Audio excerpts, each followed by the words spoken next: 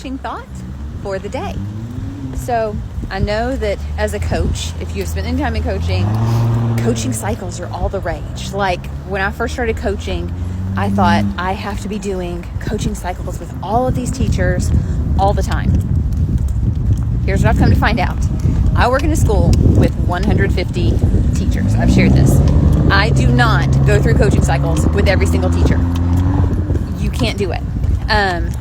And there's a difference between coaching cycles, which I think are deep, continuous, regular work that you do, versus just supporting teachers. Can I support 150 teachers? Yes. Can I coach deeply 150 teachers? No, I cannot.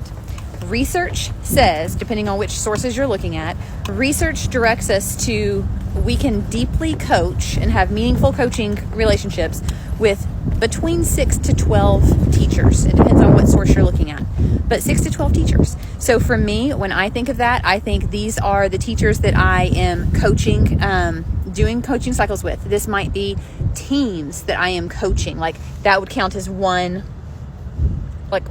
person, I guess, in my 6 to 12. But yeah, really try and limit yourself, because if you go beyond that, you can't keep all the details straight in your head. You can't keep all the stories from teachers. You can't keep all the work that you've done with teachers. No matter how great your notes are, you're just not going to be able to manage that many teachers well.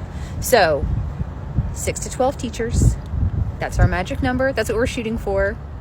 Good luck with that.